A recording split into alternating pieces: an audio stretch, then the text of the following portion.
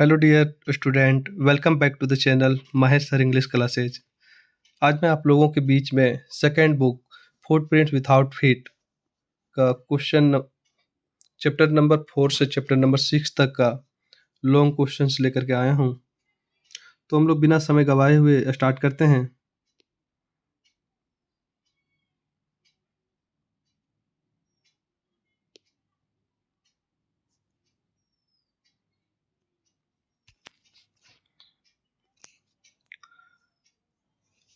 Why is Horace Denby described as good and respectable but not completely honest? अथवा आ सकता है कि Horace Denby was good and respectable but not completely honest. Comment करना है इस पर। या आ सकता है कि गिव या brief character sketch of Horace Denby.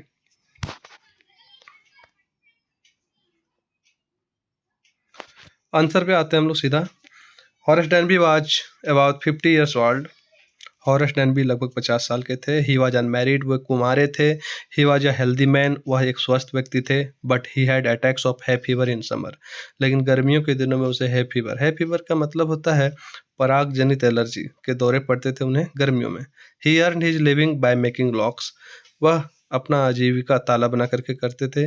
He was successful at his business. वह अपने काम में सफल थे। He had 2 helpers. उनका 2 हेल्पर्स भी थे। Thus he was good and respectable. इस तरह से वो अच्छे थे और सम्मानित भी व्यक्ति थे। He loved rare expensive book. वह दुर्लभ और रेयर एक्सपेंसिव खर्चीले महंगे बुक से उन्हें लगाव था। So he robbed one safe every year to buy such books. इसलिए ऐसे किताब को खरीदने के लिए प्रत्येक साल वे चोरी करते थे। He was a successful thief. वह एक सफल चोर भी थे। ही प्लान्ड हिज रॉबरीज वेल। वह अपने चोरी करने का जो प्लान है, योजना, बहुत बारीकी से बनाते थे। In this way he was not completely honest. इस तरह हम लोग कह सकते हैं कि वे पूर्णतः ईमानदार नहीं थे। He was not a hard core thief. वह एक हार्ड कोर थिप नहीं थे। वो मतलब कोई कठोर या पेशेवर चोर नहीं थे। He felt nervous when he saw the young lady in red. लाल कपड़ों में एक यंग युवती को, लेडी को देख करके वो घबरा गए। He was foolish enough to believe her. वह इतना मूर्ख थे कि वह विश्वास कर बैठे। He took his gloves off. उन्होंने अपने ग्लोव्स को उतार दिया। He broke open the safe. उन्होंने तिजोरी को खोल दिया। He gave her all the jewels. उन्होंने हर एक जेवल्स उसको दे दिया। After 2 days he was arrested for the robbery. 2 दिन बाद उसे चोरी के आरोप में गिरफ्तार कर लिया गया। दस he was आउटविटेड by another thief. इस प्रकार वे दूसरे चोर से धोखा खा गया। नेक्स्ट हम लोग चैप्टर देखते हैं। चैप्टर नंबर 5 है फुटप्रिंट्स विदाउट फीट। इससे क्वेश्चन आ सकता है, लगातार क्वेश्चन पूछा गया है इससे कि give the character sketch of Griffin, या who was Griffin and what types of man he was, या how would you assess Griffin as a scientist, या Griffin was rather a lawless person. Comment. या what makes you think that Griffin was a lawless person, या Griffin was not a true scientist as he misused या scientific discovery discuss। इस तरह के questions आपके पास पूछेंगे। सवाल कुछ भी हो, आपका आंसर एक होना चाहिए। ग्रिफिन, हम लोग डायरेक्ट आंसर पर आते हैं अब। Griffin was a brilliant scientist. Griffin एक ब्रिलियंट साइंटिस्ट थे, प्रतिभाशाली वैज्ञानिक था। He carried several experiment related to invisibility of human beings. उसने मनुष्यों की अदृश्यता से संबंधित कई प्रयोग किए। At last he proved by his experiments that human body could become transparent like a sheet of glass। अंततः उसने यह सिद्ध कर दिया कि उसके प्रयोगों से मनुष्य का शरीर कांच की शीट की तरह पारदर्शी बन सकता है। Then he swallowed certain rare drugs and he became invisible। लेकिन ग्रिफिन ठीक उसके बाद एक निगल जाता है एक निश्चित दुर्लभ ड्रग्स को, औषधि को, और खुद को इनविजिबल कर लेता है। Griffin was rather a lawless person. Griffin एक कानून विहीन व्यक्ति था। His landlord disliked him. उनके मकान मालिक उन्हें पसंद नहीं करता था। So he set fire to the house. यह फायर है, दोनों ऐड कर लीजिएगा। So he set fire to the house. उन्होंने घर में आग लगा दिया, मकान मालिक के घर में आग लगा दिया। He misused his discovery to rob and harm others. उन्होंने अपना खोज को, अपनी डिस्कवरी को दुरुपयोग किया, लोगों को लूटने में, नुकसान पहुंचाने में।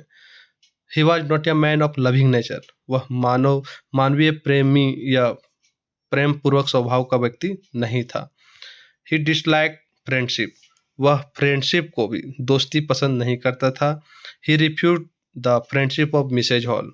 मिसेज हॉल का फ्रेंडशिप को भी उन्होंने रिफ्यूज कर दिया था, मना कर दिया था। ही रॉब्ड द क्लर्जी मैन। उन्होंने पादरी को भी लूटा।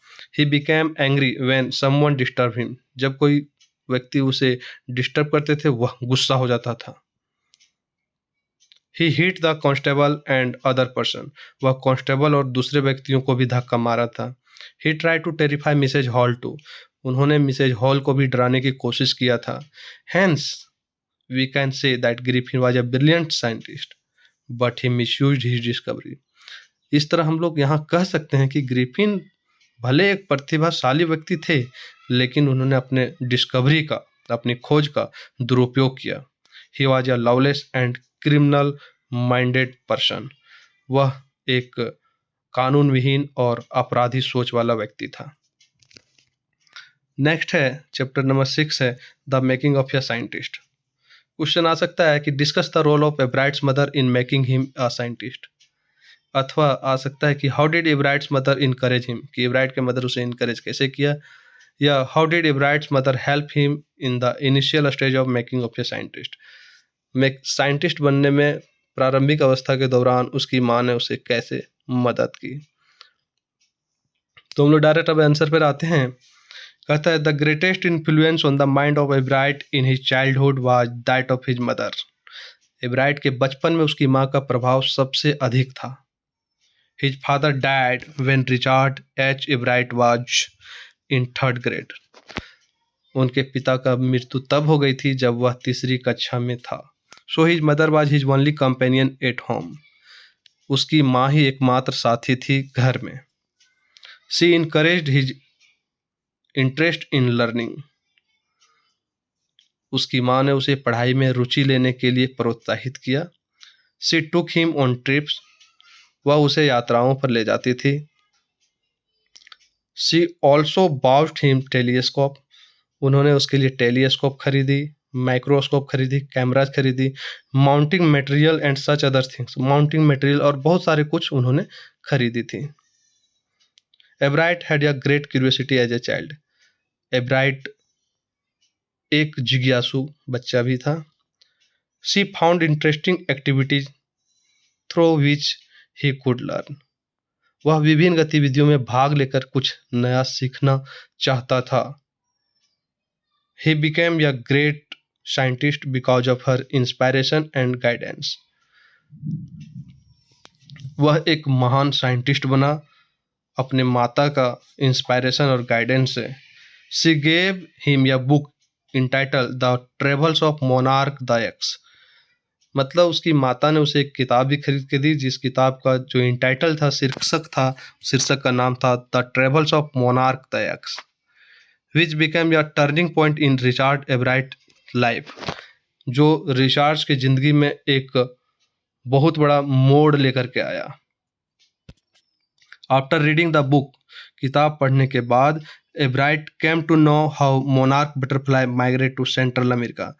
तब एब्राइट को समझ में आया कि मोनार्क बटरफ्लाई जो है वो मध्य अमेरिका की तरफ क्यों पलायन कर जाता है, प्रवास कर जाता है। It open the strange new world of science to him. उसके लिए विज्ञान की एक नई और रोचक दुनिया को खोल दिया। धन्यवाद।